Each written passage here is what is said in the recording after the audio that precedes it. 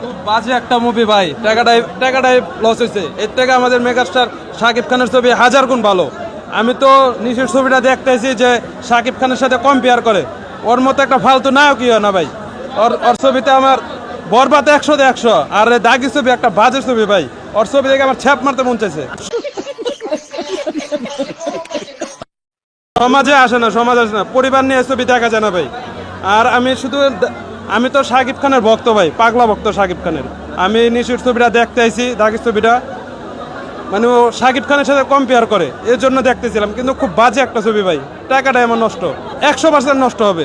বিয়ে ছাড়াই, মানে খুব বাজে সিন, ফ্যামিলি লয়ে পরিবার লয়ে দেখার মতো ছবি না। আমার কাছে মনে হয়েছে এটা অন্যতম সেরা ছবি, এটা এবছরের সেরা ছবি। এক্সিলেন্ট, সুপার, মানে এতটা প্রত্যাশা করিনি। মুভি হিসেবে এনজয় করেছি, জাস্ট অন্য কিছু না। এরা ভাই নিশুর ভক্ত, এই জন্য কথা বললো। এরা আরফিন নিশুর ভক্ত।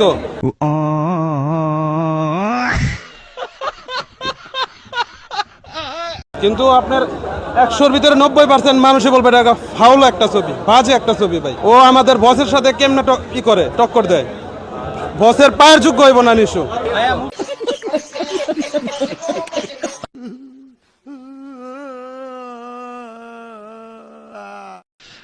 Oh